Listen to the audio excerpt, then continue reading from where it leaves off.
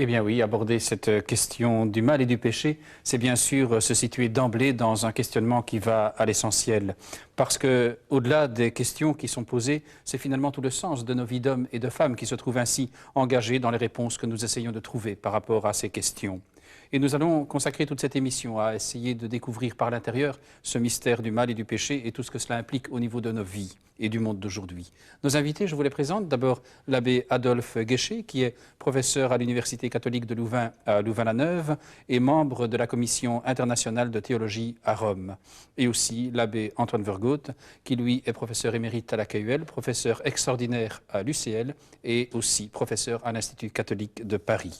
Alors, première question peut-être, et je m'adresserai à vous, monsieur l'abbé Guéché, un philosophe et théologien belge avait récemment édité un livre intitulé « La foi écoute le monde ».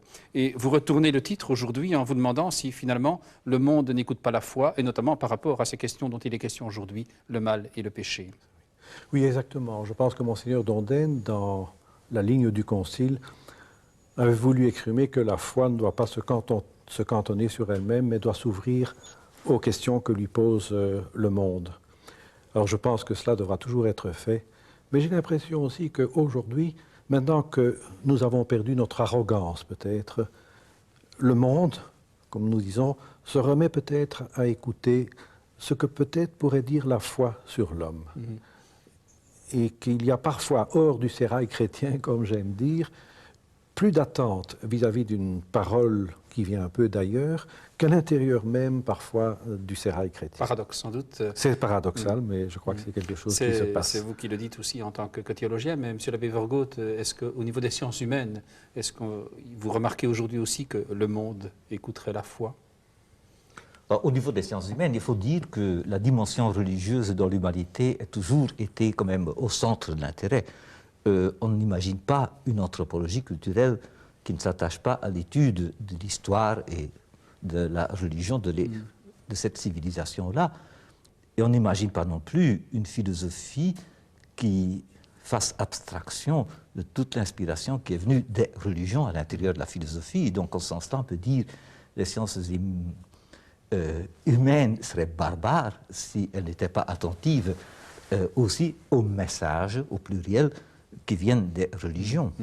Mais venons-en justement à la façon dont les religions peuvent être représentées une question comme celle du bien, du mal et du péché, et notamment bien sûr la foi chrétienne. Vous dites, monsieur l'abbé Guéché, que le mal est d'abord une question posée à Dieu. Alors, vous pouvez expliciter ce que vous dites à travers cette question? Oui, certainement. J'entends bien évidemment dire d'abord que c'est certainement une question de l'homme. Il y a suffisamment d'hommes qui souffrent pour ne pas dire que ce n'est pas un problème de l'homme. Mais quand je dis que c'est aussi un problème de Dieu, je veux dire deux choses. C'est que c'est une question que l'homme crie à son Dieu. Je crois que tout homme a le droit de dire à Dieu comment, pourquoi, etc. Mais je vais plus loin et j'ose penser que c'est une question de Dieu, si vous voulez un autre sens du génitif. C'est une question de Dieu dans la mesure où c'est peut-être une question que Dieu se pose, c'est une question qui le frappe. Et les récits de l'Écriture, quelle que soit la manière dont on les prend, montrent un Dieu qui se pose question à propos de lui-même. Ai-je bien fait de créer l'homme? On a l'impression parfois d'un Dieu qui se repent ou qui voudrait se reprendre. Bref, je crois que si le mal est un scandale pour l'homme, il est également vécu comme un scandale par Dieu lui-même. Mais n'est-ce pas là un peu contradictoire par rapport à l'idée qu'on peut avoir de la toute-puissance de Dieu? Il faudrait bien comprendre ce que c'est que la toute-puissance, et ce n'est pas un problème facile. La toute-puissance de Dieu désigne, à mon avis, essentiellement ceci, c'est que finalement rien n'échappe à Dieu et que Dieu aura le dernier mot.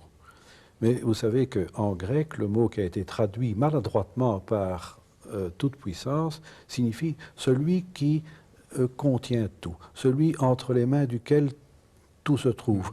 Rien ne risque donc d'être perdu. Mais ce n'est pas tellement, je dirais, le fakir qui peut faire n'importe quoi. Dieu se respecte trop lui-même, je crois, que pour ne pas faire n'importe quoi. Un Dieu qui n'est ni magicien ni bouche-trou finalement. C'est ça. Monsieur l'abbé Vergote, sur cette question du mal qui pose question à Dieu ou peut-être plus fondamentalement encore à l'homme?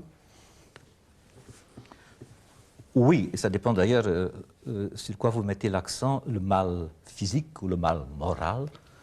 et souvent les deux sont mêlés quand l'homme fait souffrir l'autre homme. Moi, je pense que là, il est normal que l'homme proteste parce qu'il y a un tel désir de bonheur. Il faut partir de cela. Et puisque vous venez de parler de toute puissance, ce que la psychanalyse, par exemple, a tout de même admirablement, je pense, illustré, ce qu'on savait d'ailleurs, hein, c'est qu'il y a une telle idée de toute puissance et espoir de pouvoir réaliser ses désirs de bonheur, même les plus extravagants, les plus irréels, dans l'homme qu'il va toujours souffrir tel qu'il est, parce qu'il n'est jamais tout puissant. Il n'aura jamais, disons, et la santé, le bonheur et la complétude qu'il désire. Hein. Donc là, il y a déjà une protestation dans sa finitude même, contre sa finitude même. Ça, c'est évident. C'est pour ça que d'ailleurs, d'après la Bible, l'homme désire être l'égal de Dieu. Hein. Mais d'autre part, il y a le mal moral. Ça, c'est évidemment plus essentiel.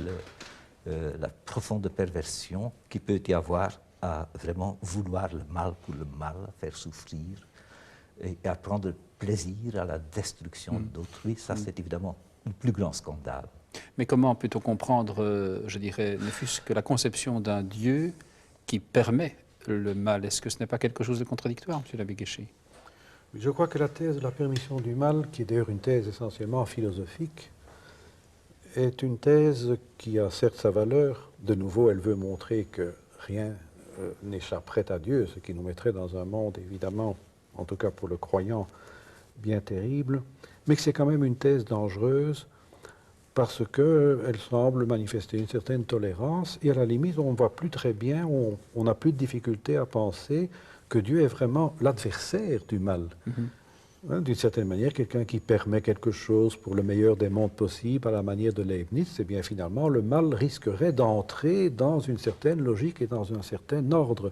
Or, je crois que la révélation, la foi chrétienne dit d'abord que le mal, c'est le mal, qu'il n'y a aucune justification, non seulement morale, c'est évident, mais même de justification rationnelle, que c'est vraiment le mal, l'irrationnel. Et alors, je préfère je n'aime pas trop cette thèse défendable, mais je n'aime pas trop cette thèse de la permission du mal. Que diriez-vous alors à la place? J'aimerais parler, à condition justement de ne pas donner à ça une valeur métaphysique, mais j'aimerais parler de manière herméneutique, c'est-à-dire en essayant de comprendre le texte de l'Écriture. On nous y décrit un Dieu qui est surpris par le mal. Alors je veux bien de nouveau, au point de vue philosophique, pas qu'on ne puisse pas rigoureusement parler d'un Dieu qui serait surpris, mais l'Écriture, et je dirais le langage de la foi, nous parle plutôt d'un Dieu qui est surpris, qui est étonné, qui est scandalisé, en tout cas ce serait peut-être le meilleur mot, qui n'a d'aucune manière donc mis le mal dans son dessein et qui se trouve là, je dirais comme l'homme, devant quelque chose qui le frappe, comme dit saint François de Sales, qui le frappe de stupéfaction. La psychologie s'y retrouve devant une telle thèse, M. l'abbé Vergaude? Je peux me dire d'accord. Moi, je mettrais plus l'accent sur le fait qu'il n'y a aucune justification, aucune explication. Mais je pense que là, je parle maintenant en tant que chrétien, ce que d'ailleurs était déjà fort présent dans la conscience d'autres peuples, comme conscience, disons, des peuples grecs, quoi. En fait, on n'est pas un Dieu.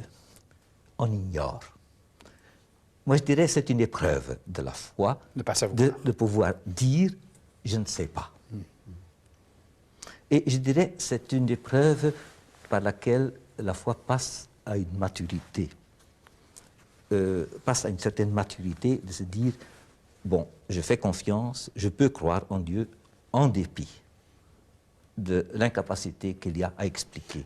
Pourquoi Dieu a fait le monde comme tel, j'ignore. » Ce n'est pas un peu fataliste comme attitude ou résigné? Mais je ne sais pas, qu'est-ce que le fatalisme? Le fatalisme, c'est de se résigner à une finalité qui ne débouche pas, qui n'a pas de sens. Mais dans la foi, il n'y a pas de fatalisme parce qu'on sait très bien qu'au-delà du mal, il y a toujours de Dieu qui quand même continue d'être présent à l'intérieur du monde pour faire émerger le bien, dépasser le mal. En ce sens-là, il n'y a pas aucun fatalisme. C'est là que se situe la foi, finalement. Ah oui. Il y a un mot jusqu'ici dont on n'a pas parlé dans cette question du mal, c'est peut-être justement du péché. Alors, la distinction entre mal et péché, comment en parler, M. l'abbé Guéché? Je dirais que le mal est le mot englobant. Le péché en est une expression. C'est lorsque je consens à cette invitation ou à cette tentation que le mal exerce sur moi. Et je dirais aussi que le péché est un terme proprement théologique dans la mesure où le juriste parlera de crime, le sociologue parlera de ceci ou de cela, le philosophe parlera, disons, du mal. Le théologien parle du péché, c'est le mal devant Dieu. En termes d'alliance, finalement. Oui, en ce sens que le mal est tellement grave pour l'homme que Dieu s'en trouve blessé. Je dirais, Dieu n'est pas blessé parce qu'on lui aurait désobéi ou des choses un peu enfantines comme cela, mais Dieu souffre du mal que nous nous sommes faits à nous-mêmes. Et en ce sens-là, donc, le péché, c'est le mal devant Dieu. Dieu me dit au fond que je n'ai pas simplement péché contre... que je n'ai pas seulement fait le mal contre mon frère, mais que le mal que j'ai fait à mon frère retentit jusqu'en lui. Coram Deo, devant Dieu. C'est ça le péché au sens théologique. De façon simpliste, est-ce qu'on pourrait dire que Dieu ne peut pas supprimer le mal, mais pardonne le péché? Et si c'est vrai, qu'est-ce que ça veut dire? Oui, certainement. Donc le mal, il est là.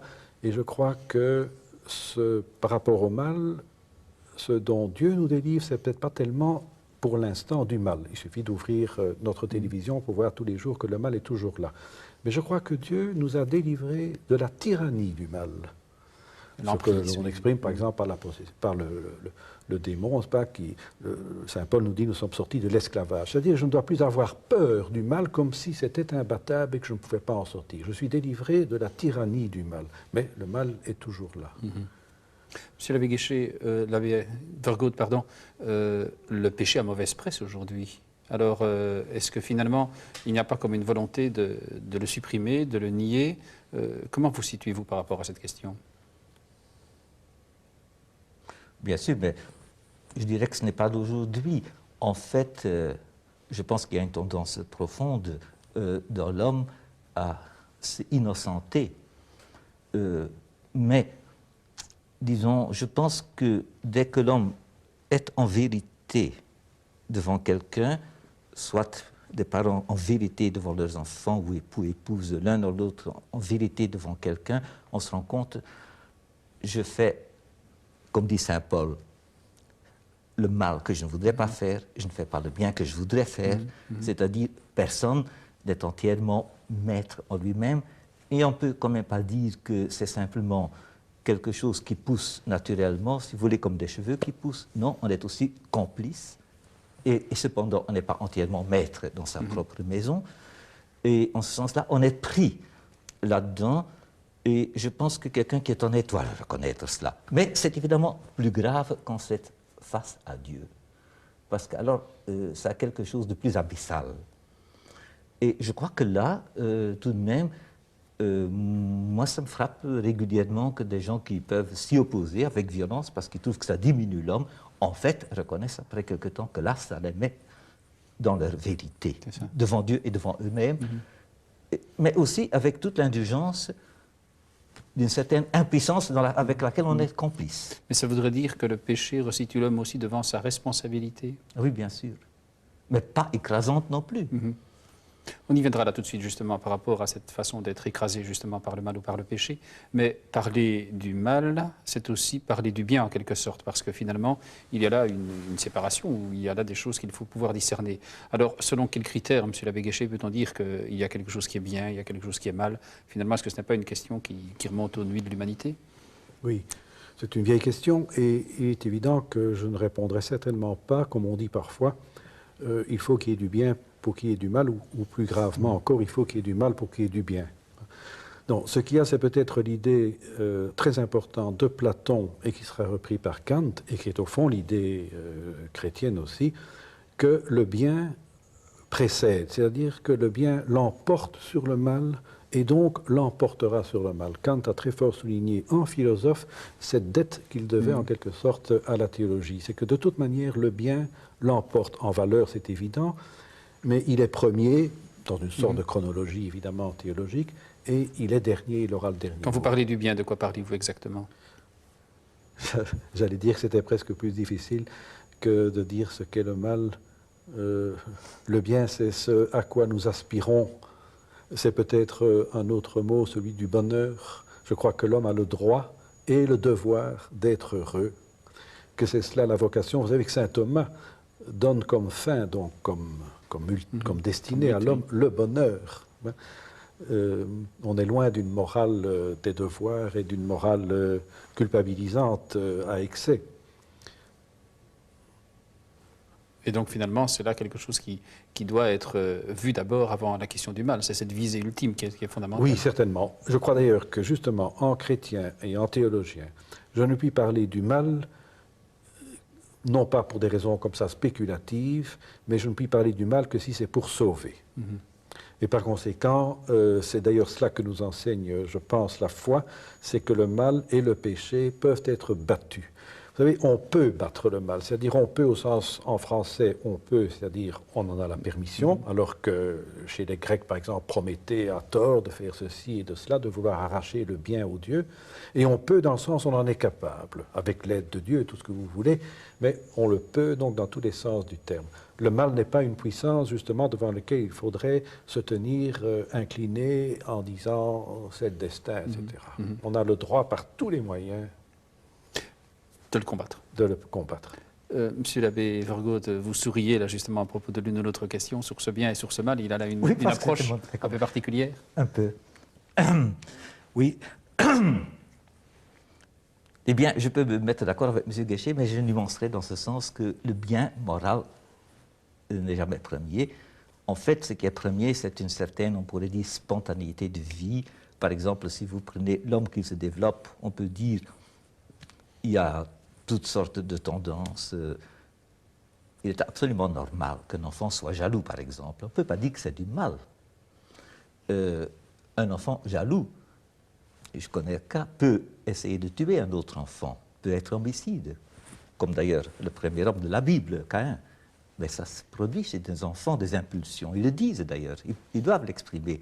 Est-ce que vous direz que c'est du mal? Eh bien, à partir, disons, ça c'est la réalité humaine qui se forme par toutes les tendances psychologiques en nous. Et à certains moments intervient la loi, c'est-à-dire l'interdit. Et contre ce qu'on dit assez facilement, et je trouve un peu bêtement, que les lois sont toujours négatives, eh bien, la négativité a une vertu transformatrice.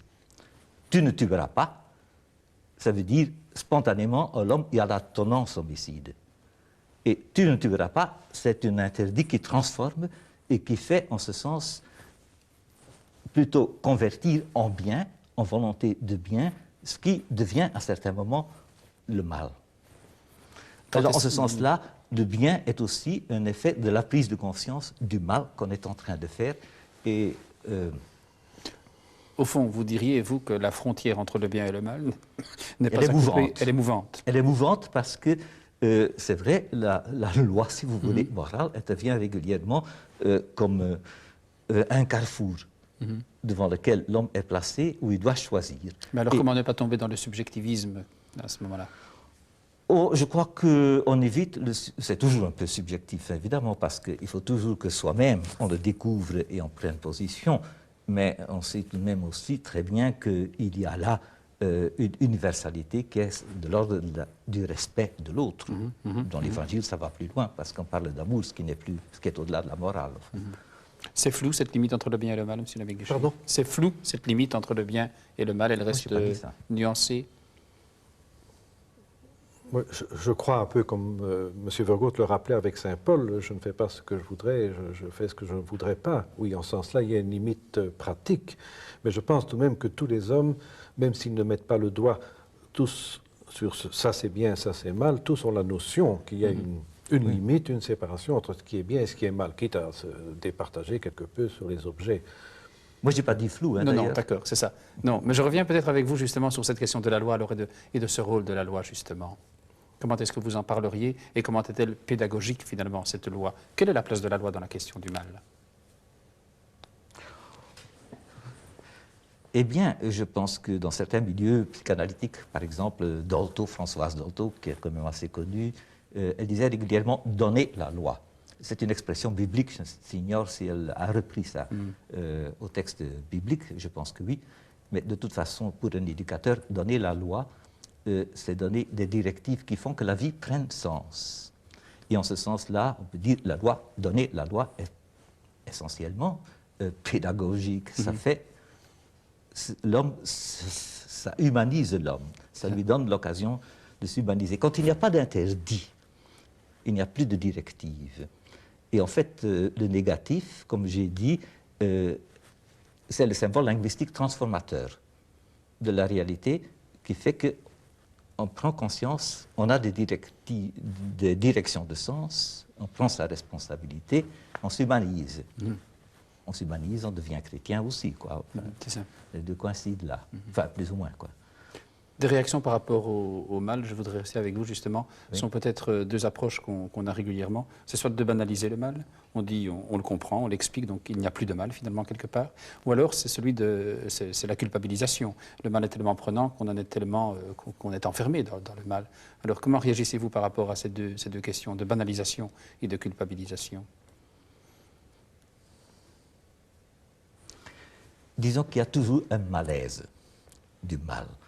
Et en ce sens, on peut dire que c'est culpabilisé. Bon, Freud a écrit un célèbre ouvrage, Malaise dans la civilisation, et pour lui, c'est la culpabilité qui est le malaise essentiel dans la civilisation. Il trouve que ça fait partie de la réalité humaine. Dès que l'homme se civilise, qu'il devient un être éthique, il y a un certain malaise. La culpabilisation, je dirais, c'est que lorsque, en fait, on polarise l'attention sur toutes sortes de règles et de prescriptions très localisées, plutôt que de donner une visée et une direction de sens. Et alors, en ce sens-là, la pédagogie disait qu'il faut avoir pour soi-même, qu'il faut avoir aussi envers autrui, est celle plutôt avec liberté, laisser aussi trouver et chercher son chemin, mais donner le sens, la direction dans laquelle il faut aller. Et bon, de temps à autre, je dirais, il doit y avoir une prise de conscience plus nette. Je pense que là, il y a aussi un temps. Par exemple, dans la liturgie, il y a le temps comme on pourrait dire, de la réjouissance, il y a le temps de la prise de conscience du mal. Mais moi, je trouve que ça n'a pas beaucoup de sens, par exemple, de commencer toute liturgie, toute messe, avec un rite de culpabilité, enfin d'auto-accusation ou de confession de péché. Moi, je trouve ça c'est banalisé. C'est de voir les choses de façon plus libérante pour vous. Ça, c'est le banaliser. Et ça c'est aussi une manière de banaliser le mal. Venons-en peut-être à la question de l'originalité de la foi chrétienne, justement, par rapport à cette question du mal et du péché. M. l'abbé Guéchet, quel est l'apport peut-être spécifique de la foi chrétienne sur cette question? Oui, je reprendrai, mais je ne m'étendrai pas là-dessus. Alors, sur le fait que la foi chrétienne dit le plus fermement du monde que tout nous autorise à battre le mal, qu'il n'y a donc aucune concession quelconque, même stratégique, je dirais, à faire avec le mal. Le mal est le mal, il faut le combattre. Mais ce qu'il y a peut-être de spécifique, c'est que, justement, Dieu en a fait sa propre question. Et que, d'une certaine manière, on pourrait définir Dieu comme étant l'adversaire du mal, au point que, dans le thème de l'agneau de Dieu qui porte les péchés du monde, nous avons Dieu qui vient porter ce poids trop lourd pour l'homme et qui vient, je dirais, d'abord le porter lui-même, ce que d'ailleurs déjà même les textes de la Genèse semblaient indiquer. Je pense que quelque chose de spécifique aussi, et c'est Ève que j'appelle le premier théologien, qui, après que Adam s'est plus ou moins empêtré à la question que lui posait Dieu, qu'as-tu fait, qu'est-ce qui s'est passé, eh bien, Ève dit c'est le serpent. Bon, c'est évidemment pas le serpent, c'est évidemment pas une figure comme cela bien concrète, mais elle veut dire le mal, c'est pas nous, l'homme et la femme, c'est pas nous, Seigneur, qui l'avons inventé. Certes, nous avons été séduits, nous avons été tentés, mais c'est pas nous qui sommes les inventeurs du mal. Maintenant, ce n'est pas du tout une réponse qui dit, voilà, l'origine du mal, elle est là-bas. C'est une énigme, évidemment. Mais au moins, le mal est venu de quelque chose qui n'était pas prévu ni par Dieu, ni voulu par l'homme. C'est un peu ce qu'on peut comprendre quand on parle du diable. C'est une des expressions culturelles et historiques et qui, évidemment, dans la tradition théologique, a une certaine importance.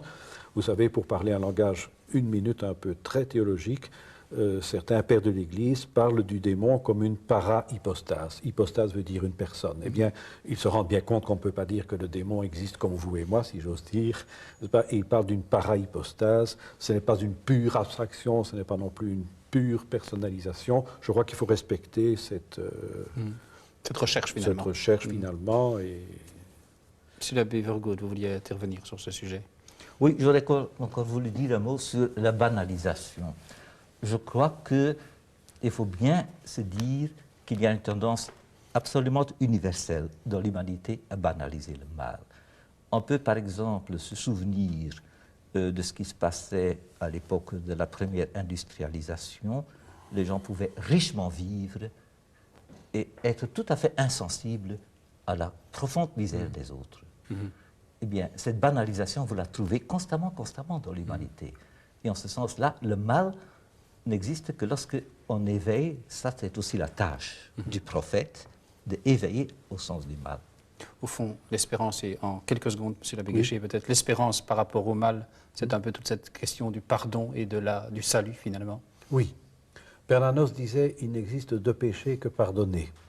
Je crois que, certes, le pardon n'est pas à bon marché, mais il n'empêche que le péché, le mal est tellement grand que s'il n'y avait pas ce pardon qui nous vient de Dieu, nous ne pourrions justement pas le supporter. Eh bien, merci de nous avoir aidés ainsi à intervenir, à découvrir peut-être plus avant ces questions du mal et du péché. Je vous rappelle que l'abbé Guéché vient de publier un livre sur le mal et qui permet d'approfondir justement toutes ces questions que nous avons développées au cours de l'émission, qu'il y a un dossier qui va paraître sur ces questions et édité par la RTCB 365 Berry-au-Bois 1150 Bruxelles. Vous pouvez dès maintenant le commander.